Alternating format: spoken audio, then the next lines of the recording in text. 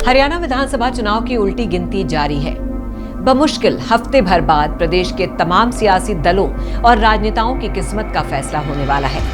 लेकिन उससे पहले राज्य की कई ऐसी सीटें हैं जो अब हॉट सीट में तब्दील हो चुकी हैं और उन्हीं में से एक है सोनीपत विधानसभा सीट, जो इन दिनों काफी सुर्खियों में है।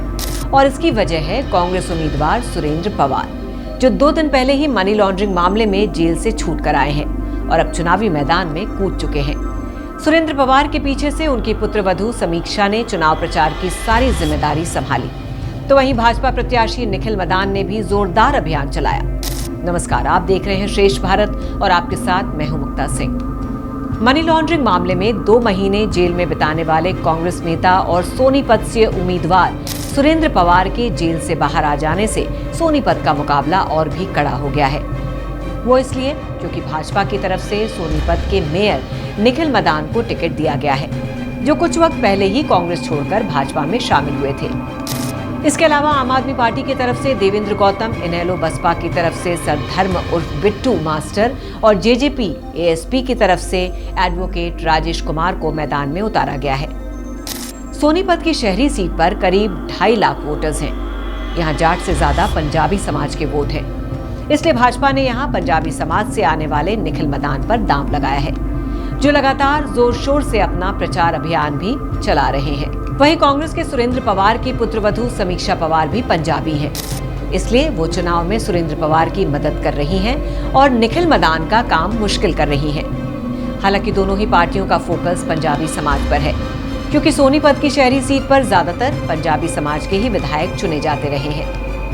स्थानीय लोगों का मानना है कि इस चुनाव में भाजपा भले ही पूरी ताकत लगा रही हो, लेकिन सुरेंद्र पवार के जेल से बाहर आने के बाद समीकरण काफी हद तक बदल गए हैं और अब यहाँ कांग्रेस और भाजपा के बीच महामुकाबला देखने को मिलेगा। तो चलिए आपको कुछ मुख्य बिंदुओं से समझाते हैं कि अब सोनीपत विधानसभा के समीकरण क्या बन गए हैं। नंबर 1, सोनीपत विधानसभा की सीट पर सीधा मुकाबला भाजपा कांग्रेस में है। इनके अलावा कोई भी दूसरी पार्टी यहाँ दूर दूर तक फाइट में नहीं है। पिछले 13 विधानसभा चुनाव में यहाँ से 8 बार पंजाबी समाज से आने वाले लोग विधायक के रूप में चुने गए हैं। इसीलिए भाजपा ने इस बार वैश्य समाज से आने वाली पूर्व मंत्री कविता जैन का पत्ता काटकर अपनी जीत सुनिश्चित करने के लिए निखिल मदान को दिया है। नंबर 2, सोनीपत के करीब 45,000 वोटर नौकरी या रोजी रोटी के सिलसिले में रोजाना दिल्ली आना जाना करते हैं। इसका असर हर चुनाव में वोटिंग प्रतिशत पर देखने को मिलता है। पिछले 3 चुनाव में ब्राह्मण, वैश्य और सैनी समाज के लोग एक तरफा होकर भाजपा की तरफ गए थे और इसीलिए इस चुनाव में भी भाजपा को इनसे अपने पक्ष में वोटिंग की उम्मीद है। साथ ही अगर सोनीपत के पूरे पंजाबी समाज का वोट निखिल मदान को मिलता है तो भाजपा के पक्ष में एक तरफा माहौल बन सकता है। नंबर 3, कांग्रेस प्रत्याशी सुरेंद्र पवार ओबीसी समाज से आते हैं। सोनीपत में ओबीसी वोटर करीब 26,000 हैं। इसके अलावा अनुसूचित जाति के 33,000, जाट समाज के 28,000 और मुस्लिम समाज के करीब 8,000 वोट हैं। कांग्रेस को इनसे ही ज्यादा उम्मीद है। किसानों और जाटों की भाजपा से नाराजगी का फायदा यहां सीधे कांग्रेस को मिल सकता है। नंबर 4, पूर्व मंत्री और बीजेपी नेता कविता जैन वैश्य समाज से आती हैं और वैश्य समाज के यहां करीब 16,000 वोट हैं। अब इसके अलावा कविता और राजीव जैन का अपना पर्सनल वोट बैंक भी है। पार्टी टिकट कटने के बाद भी चाहे कविता और राजीव भाजपा के मनाने पर मान गए हों, लेकिन उन्होंने निखिल मदान के लिए वोट की अपील करने से साफ मना कर दिया है। इसका मतलब ये है कि अगर वैश्य समाज भाजपा से दूरी बनाता है तो कांग्रेस को इसका फायदा मिल सकता है। चलिए अब आगे बढ़ते हैं और आपको भाजपा प्रत्याशी निखिल मदान के बारे में कुछ बताते हैं।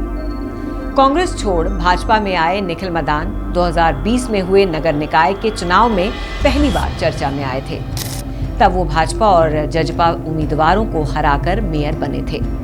उनकी गिनती पूर्व सीएम हुड्डा परिवार के करीबियों में होती थी, लेकिन इस साल होने जा रहे विधानसभा चुनाव से पहले उन्होंने अचानक कांग्रेस का साथ छोड़ दिया और भाजपा में आ गए। पंजाबी चेहरा होने की वजह से भाजपा ने मदान पर अपना दांव लगाया है। भाजपा में शामिल होने के बाद निखिल मदान ने कहा कि वो सरकार में रहकर ही शहर में विकास करवा सकते हैं और हर वर्ग की आवाज उठा सकते हैं। अपने चुनावी अभियान में भी वो लगातार कांग्रेस नेता और विधायक सुरेंद्र पवार पर हमला करते हुए कह रहे हैं कि वो यहाँ कोई बड़ा प्रोजेक्ट नहीं ला पाए हैं। शहर में विधायक बजट से कोई काम नहीं हुआ है।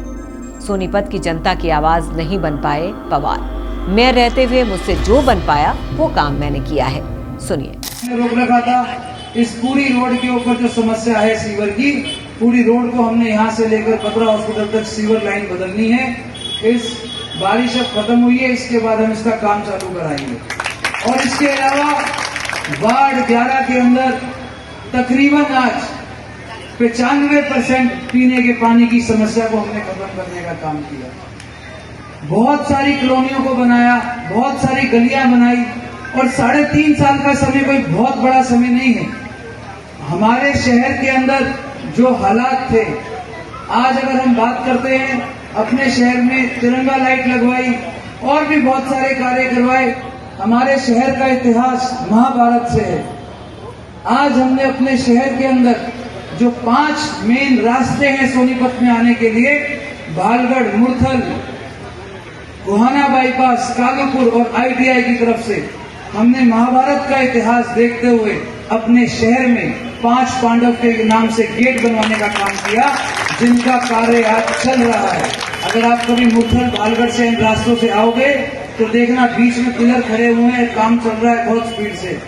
साथ में और भी ऐसे बहुत। तो मदान का दावा है कि शहर में बड़े प्रोजेक्ट सिर्फ विधायक ही ला सकता है, और मेरी कोशिश यही है कि मैं यहाँ बड़े प्रोजेक्ट्स लेकर आऊं। वहीं दूसरी तरफ टिकट बंटवारे से पहले चर्चा थी कि कांग्रेस सुरेंद्र पवार की पुत्रवधू समीक्षा को टिकट दे सकती है, लेकिन पार्टी ने अपने नेता को ही टिकट दिया। अब क्योंकि सुरेंद्र पवार उस दौरान अंबाला जेल में थे, इसलिए तब से समीक्षा ही उनके चुनाव की कमान संभाल रही हैं। वो लगातार जनता के बीच जा रही हैं और कह रही हैं कि भाजपा उनके पिता पर अपनी पार्टी में शामिल होने का दबाव बना रही थी। जब उन्होंने इनकार किया तो उन्हें गिरफ्तार कर लिया गया।